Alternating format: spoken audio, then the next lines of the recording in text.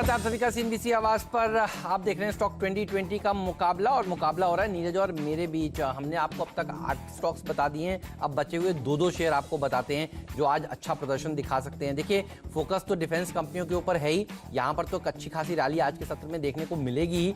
मुझे लगता है सुदर्शन केमिकल्स जैसे स्टॉक्स पर भी आपकी नज़र होनी चाहिए। अगर आप डिफेंस का प्ले खेल के देख के थोड़े थक जाएं तो फिर कुछ ऐसी चीज़ें भी आपके सामने होनी चाहिए जो कि यहाँ से अब अगला अच्छा लेग में तेजी दिखाएंगे। देखिए, सुदर्शन केमिकल और केमिकल सेक्टर पे मैं काफ़ी समय से पहले से भी बुलिश हूँ, और देखिए पिछले 24 घंटों में क्या खबर आई है। सरकार यहाँ पर एंटी डंपिंग ड्यूटी लगा रही है। आपने आरती के नंबर्स तो देखे ही थे, शुक्रवार को बाजार बंद होने के समय वो नंबर्स आए थे। केमिकल कंपनियां एक तो अच्छे नंबर्स पेश कर रही हैं, ऊपर से सरकार इनकी मदद कर रही है। चाइना से के अगेंस्ट सब लोग देखिए एक साथ मिलकर एकजुट हो रहे हैं, चाहे वो अमेरिका हो या फिर भारत हो। तो देखिए, एंटी डंपिंग ड्यूटी अब यहाँ से एक बड़ी थीम है जिसको आपको प्ले करना चाहिए। और ये कंपनी दरअसल एक केमिकल बनाती है, पर्ल इंडस्ट्री पिगमेंट, जो कि एक इकलौती कंपनी है वो बनाती है, और इसके ऊपर देखिए एंटी डंपिंग अब ड्यूटी सरकार लगा रही है। क्योंकि ये खबर ओवर द वीकेंड आई है, तो आज ये स्टॉक भी भागेगा, दमदार प्रदर्शन दिखाएगा, और ये वो थीम है जो अब आपको अच्छा प्रदर्शन दिखाती हुई नजर आएगी। पहले आपने 20 लाख करोड़ के पैकेज के ऊपर थीम देखी जो चल रही थी अलग अलग, लेकिन अब जो थीम है वो एंटी डंपिंग ड्यूटी है, इसलिए इस स्टॉक को मैंने अपनी टीम में शामिल किया है। हिंदुस्तान कॉपर से मैं अपनी टीम का अंत कर रहा हूं, और माइनिंग को लेकर जो अच्छे रिफॉर्म्स सरकार ने पेश किए हैं उससे इस कंपनी को भी फायदा होगा।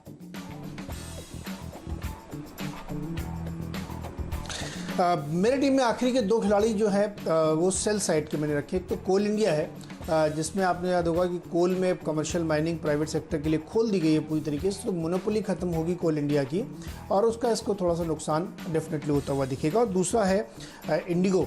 इसको इसलिए लिया कि हम लोगों को बहुत उम्मीद थी कि शायद अब लिमिटेड रूट्स पे फ़्लाइट्स की ओपनिंग हो जाएगी, लेकिन स्पष्ट तौर पर सरकार ने मना कर दिया कि मई अंत तक ऐसी कोई संभावना दिख नहीं रही है, और जब भी सरकार ऐसा विचार करेगी तो कंपनियों को सूचित किया जाएगा।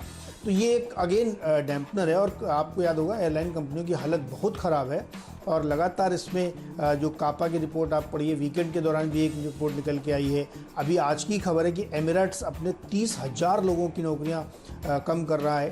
तो एयरलाइंस कंपनियों के लिए हर दिन भारी पड़ेगा अगर ये ओपनिंग नहीं होती है, तो इसीलिए हमने इंडिगो के यहाँ पे सेल साइड में रखा है।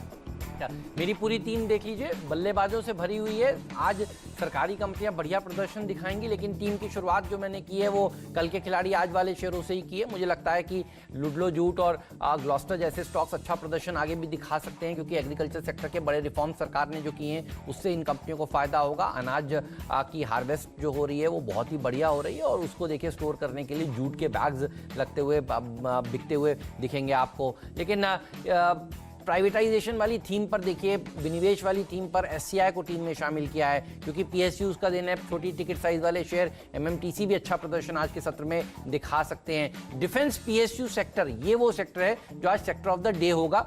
कोची शिपयार्ड के ऊपर रखिएगा नजर। सरकार जो भारत में नेगेटिव लिस्ट बनाने की कोशिश कर रही है, वो लिस्ट भी अब कुछ दिनों में आपके सामने आ जाएगी, और देखेंगे आप कि उसमें कई ऐसे सेक्टर्स और कंपनियां होंगी जिसको फायदा होगा। तो शिपयार्ड वाले स्टॉक्स के ऊपर इसलिए फोकस होना चाहिए। मुझे लगता है कोची शिपयार्ड आज 15-20% की रैली दिखाएगा। बीईएमएल एक ऐसी कंपनी है जिसको फायदा मिलता है माइनिंग वाले रिफॉर्म से भी, कोल सेक्टर के रिफॉर्म से भी, और डिफेंस वाले रिफॉर्म से भी। तो अगर पूरे प्रेस कॉन्फ्रेंस जो निर्मला सीतारमण जी ने डिफेंस की उसमें से एक शेयर आपको चुनना हो तो वो बीईएमएल होगा। मेरा टारगेट तो लॉन्ग टर्म का यहाँ पर 1000 रुपए का है। अच्छा प्रदर्शन ये शेयर दिखाएगा। गार्डन रीच शिप बिल्डर्स में भी एक अच्छी रैली देखने को मिलेगी। खास ध्यान रखिएगा, ये शिप बिल्डिंग वाली कंपनियों में बढ़िया तेजी देखने को मिलेगी। बार्मर लॉरी बढ़िया प्रदर्शन दिखा सकता है। ये पीएसयू स्टॉक है, यहाँ पर भी आउट परफॉर्मेंस देखने को मिल सकती है, और माइनिंग सेक्टर में रिफॉर्म्स का फायदा हिंदुस्तान कॉपर को भी आज देखने को मिलेगा। यहाँ से अब आगे चलकर आपकी नजर होनी चाहिए कि कौन कौन सी कंपनियों के ऊपर सरकार एंटी डंपिंग ड्यूटी लगा रही है, क्योंकि इससे सरकार को भी लाभ होगा, पैसा बनेगा, और कंपनियों को तो लाभ होगा ही। मेक इन इंडिया की थीम को अगर आगे बढ़ाना है तो केमिकल सेक्टर ये वो सेक्टर है जो इस साल का सेक्टर हो सकता है। और देखिए, खबर आ चुकी है सुदर्शन केमिकल के ऊपर, एक सरकार ने जो केमिकल ये बनाती है उस पर एंटी डंपिंग ड्यूटी लगा रही है। तो आज मुझे लगता है ये स्टॉक ऑफ द डे हो सकता है।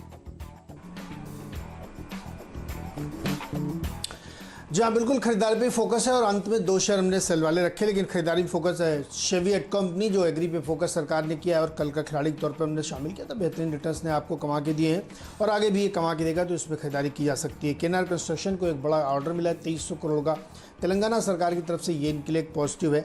एस्ट्राजेनेका और डिवीज लैब भी ध्यान में रखिएगा, जो मजबूत फार्मा कंपनियां हैं उनमें और तेज़ी बनती हुई दिख रही है और इस समय फार्मा, केमिकल और एफएमसीजी 3 ही सेक्टर हैं जो आउट परफॉर्म करें, तो उसमें से 2 चुनिंदा कंपनियां आपके लिए रखी हैं। डिफेंस की तो लगातार हम बात कर रहे हैं कि आज सेक्टर ऑफ द डे होगा। बहुत सारी कंपनियां इसलिए भी चलेंगे क्योंकि सरकार ने जो ऐलान किए हैं उसमें 3 बड़े ऐलान इनके लिए हैं, तो उसका फ़ायदा इनको मिलेगा। मिश्र धातु निगम में खरीदारी करके चल सकते हैं। जेन टेक्नोलॉजीज़, आईटीआई और ड्रेजिंग कॉरपोरेशन, तो ये तमाम जो सरकारी और डिफेंस सेक्टर की कंपनियां हैं इसमें बड़ी तेज़ी आज बनेगी, इसलिए इनको शामिल किया है। इंटरग्लोब एविएशन को इसलिए क्योंकि टिकट बुकिंग अभी भी नहीं कर पाएंगे, मई अंत तक फ्लाइट चलने की कोई संभावना दिख नहीं रही है, तो इनके लिए थोड़ा मुश्किल है, यहाँ बेच के चलिएगा। और कोल इंडिया के लिए भी मोनोपोली खत्म हो रही है, प्राइवेट माइनिंग शुरू की जा रही है, निजी कंपनियां आके कामकाज करेंगी, तो कोल इंडिया के लिए थोड़ी दिक्कत की बात है, तो यहाँ पे सेल करके चलना चाहिए।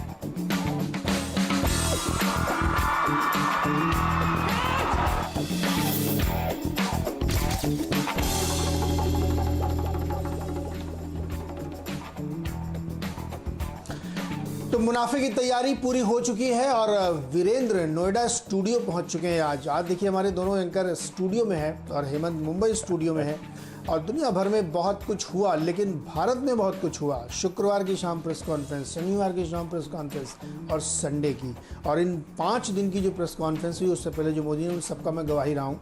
इतने सारे सेक्टर की सारी बात की, लेकिन हाईलाइट भी उसमें से कुछ निकल के आई है। तो बहुत सारे ट्रिगर्स हैं सेक्टर्स के लिए, स्टॉक्स के लिए, इन सब में कैसे कमाई होगी इसके लिए सीधे चलते हैं वीरू के पास। वीरू, पहले तो भाई ये स्टूडियो आके कैसा लग रहा है आपको? बहुत अच्छा लगा नीरज जी। और 16 मार्च को मैं आखिरी बार स्टूडियो में था और उसके बाद आज 18 मई को स्टूडियो में हूँ। नकाब के साथ ही सही, लेकिन स्टूडियो पहुंच चुका हूं। लेकिन नकाब बहुत सारी चीज़ों से उठ चुका है और जिसे कहते हैं 21 लाख करोड़ रुपए का राहत पैकेज। ये सेक्टर स्पेसिफिक थीम बनाएगा। इंडेक्स अभी भी फंसा है, शायद अभी और घुमाएगा। लेकिन हेमंत, आज की थीम क्या रहेगी? तो पीएसयूज ही रहेगी वीरू। बहुत बढ़िया प्रदर्शन ये सारे के सारे पीएसयूज दिखाएंगे। सरकार जो देखिए कर रही है वो बहुत ही बढ़िया काम कर रही है और मुझे लगता है उसमें खास तौर पर जो डिफेंस पीएसयूज हैं उसके ऊपर आज वीरू फोकस रहने वाला है। लेकिन चलिए सबसे पहले आपको बता देते हैं इस वक्त की हेडलाइंस, उसके बाद वीरू आपको बताएंगे डेटा का एनालिसिस।